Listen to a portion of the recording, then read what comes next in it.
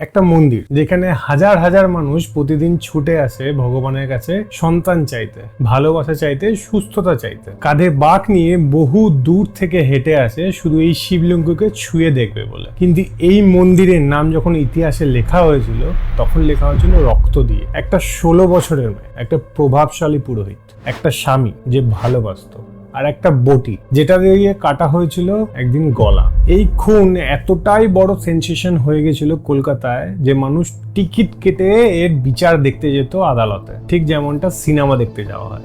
আজ আমরা জানবো তারকেশ্বরের ব্যাপারে।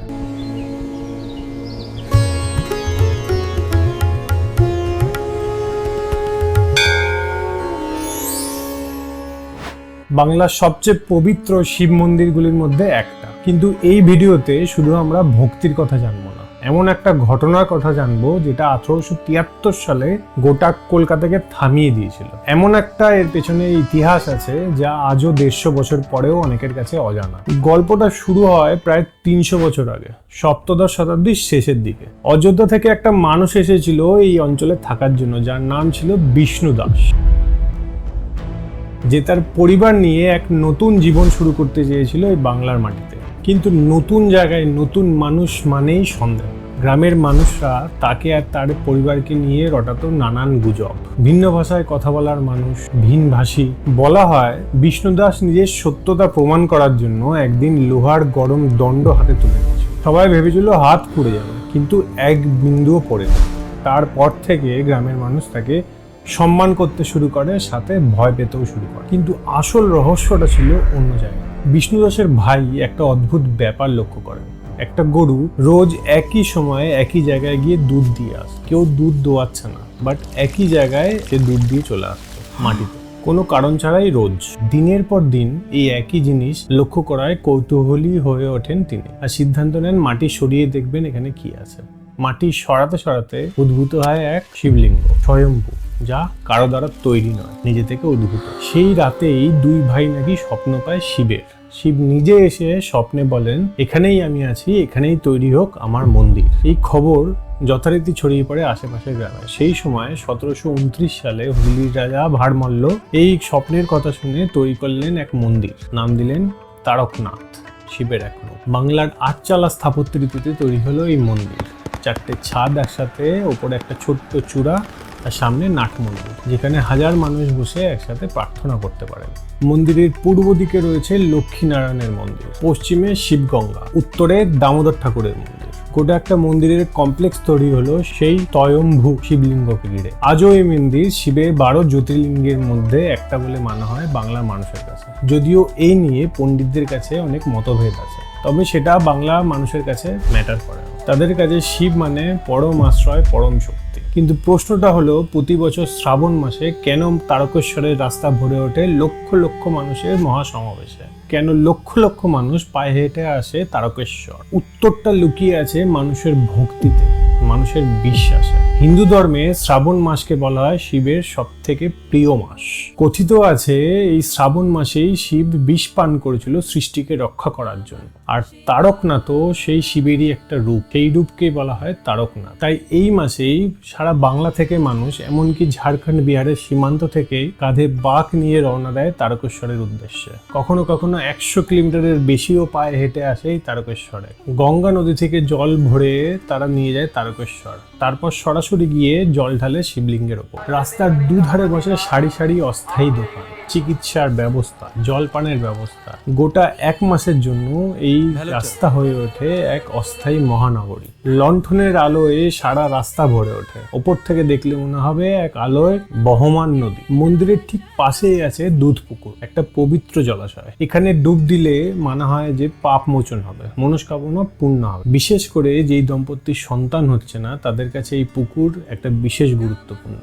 বহু বছর ধরে বাংলার মানুষ মেনে এসছে বাবা তারকনাথের কাছে চাইলে সন্তানহীনতার অভিশাপ কাটে। আর ঠিক এই বিশ্বাসের জায়গাতেই লুকিয়ে আছে আমাদের গল্পের সবচেয়ে অন্ধকার অধ্যায়ের বীজ। কারণ সন্তান না হওয়ার সেই ঘটনা যেটা শুধু একটা পরিবারকে নয়, সারা গোটা কলকাতাকে নড়িয়ে রেখে দিয়েছে, যে ঘটনার রেশ আর যে ঘটনার তথ্য আজও অনেকেই জানেন না। সেই সময় বাংলা এটা খুব স্বাভাবিক ছিল। কুলীন ব্রাহ্মণ পরিবারে বিয়ে, স্বামী কলকাতায় কাজ করেন আর স্ত্রী গ্রামে থাকে। কিন্তু এই একাকিত্বই এলোকেশীর জীবনে নিয়ে এলো ট্র্যাজেডি। বহুদিন সন্তান না হওয়ায় এলোকেশী একদিন গেলেন তারকেশ্বর মন্দিরের মহন্ত মাধবচন্দ্র গিরির কাছে। সেই সময়কার সবচেয়ে প্রভাবশালী ধনী একজন পুরোহিত। তার কাছে নাকি ছিল সন্তান প্রাপ্তির ওষুধ। বহু নিঃসন্তান দম্পতি আসতেন তার কাছে এই আশা নিয়ে। কিন্তু এখান থেকে শুরু ট্র্যাজেডি। সেই সময় ঠিক কি ঘটেছিল আজও কারো কাছে স্পষ্ট নয়। সেই সময়কার রেকর্ড অনুযায়ী মহন্ত এলোকেশীকে ঘুমের ওষুধ খাইয়ে তার সঙ্গে অন্যায় করেছে। আবার অন্যান্য বিবরণে এটা একটা ধীরে ধীরে গড়ে ওঠা সম্পর্ক বলেও বলা হয়েছে। কিন্তু সত্যিটা কি ছিল আজও ইতিহাসের অন্ধকারে এখনো চাপা। কিন্তু এর ফলাফল ছিল একটাই, মাসের পর মাস এলোকেশী আর মহন্তের মধ্যে সম্পর্কটা বাড়তে থাকে। এমনকি এটাও জানা গেছে এলোকেশীর মা বাবাও এই সম্পর্কের কথা জানতেন, এমনকি সেটা মেনেও নিয়েছিল মহন্তর ক্ষমতা আর প্রভাবের ফলে, হয়তো ভয়ের ফলে। মাসের পর মাস কলকাতায় থেকে নবীন যখন গ্রামে ফিরলেন, এই গুজব তার কানেও পৌঁছল। প্রথমে বিশ্বাস করেননি সে, কিন্তু 1873 সালের 24শে মে তিনি স্ত্রীর মুখোমুখি দাঁড়ালেন। এলোকেশী এই সম্পর্কের কথা স্বীকারও করলেন, ক্ষমা চাইলেন তার স্বামীর কাছে। আশ্চর্যের ব্যাপার, নবীন এটাকে মেনেও নিয়ে ক্ষমা করে দিয়েছিলেন তার স্ত্রীকে, আর ঠিক করেছিলেন স্ত্রীকে নিয়ে অন্য গ্রামে চলে যান। এই কলঙ্ক ছেড়ে এক নতুন জীবন শুরু করবেন অন্য কোথাও। কিন্তু মোহন্ত সেটা হতে দিল। তার লোকজন তাদেরকে পালাতে বাধা দিল, সম্মান আর ক্ষমতা হারানোর ভয়। মোহন্ত কখনোই চাননি এই সম্পর্কের কথা লোকের কাছে জানাজানি হোক অন্যভাবে। 27শে মে 1873 সাল, রাগ, অপমান আর 3 দিন ধরে যন্ত্রণা সহ্য করার পর নবীন নিয়ন্ত্রণ হারালেন আর ঘরে রাখা একটা সাধারণ বটি দিয়ে কাটলেন তার স্ত্রীর গলা।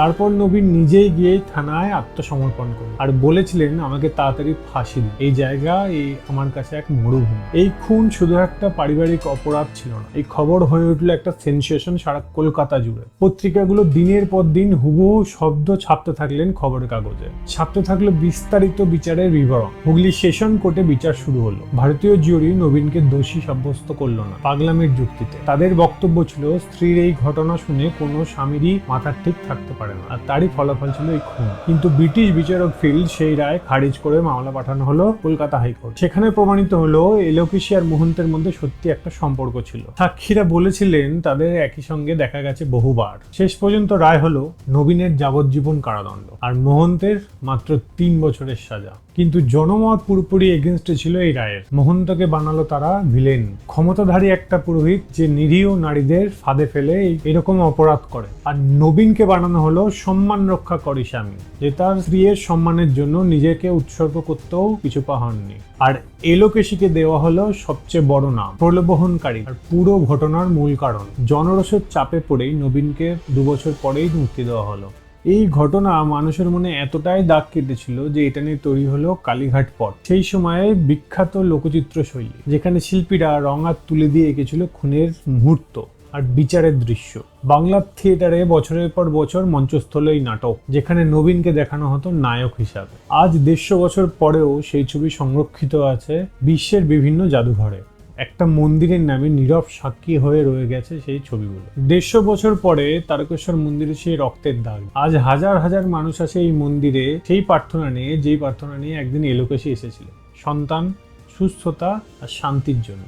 মন্দিরের ইতিহাসে আজ আর কেউ সেই কালো সত্যিটা মনে করিয়ে দেয় না, কিন্তু বাংলার সাহিত্যে, লোককথায় আর প্রজন্মের মুখ এই এলোকেশীর কাহিনী আজও বেঁচে আছে। ইতিহাস আর বিশ্বাস পাশাপাশি দুটোই বাস করে। একটা মন্দির যেটা মানুষকে আশা দেয়, ভরসা দেয়, আর একই সাথে মনে করিয়ে দেয় ভালোবাসা, আর একই সাথে মনে করিয়ে দেয় বিশ্বাসের আড়ালেও মানুষ, ক্ষমতা আর ভালোবাসা কতটা ভঙ্গুর হতে পারে। তারকেশ্বর শুধু একটা তীর্থস্থান নয়, এটা একটা আয়না, যেখানে ভক্তি, বিশ্বাস আর মানুষের সবচেয়ে অন্ধকার দিকটা মিশে। কারণ বিশ্বাস আর অপরাধ, ভক্তি আর ক্ষমতা, এই দুইয়ের মাঝখানে যতকাল মানুষ দাঁড়িয়ে থাকবে ততদিন তারকেশ্বরের গল্পটা এক ধরনের সতর্কবার্তা হয়ে থাকবে। এমনই আরেকটা রহস্য নিয়ে দেখা হবে পরের এপিসোডে। Till then, bye by.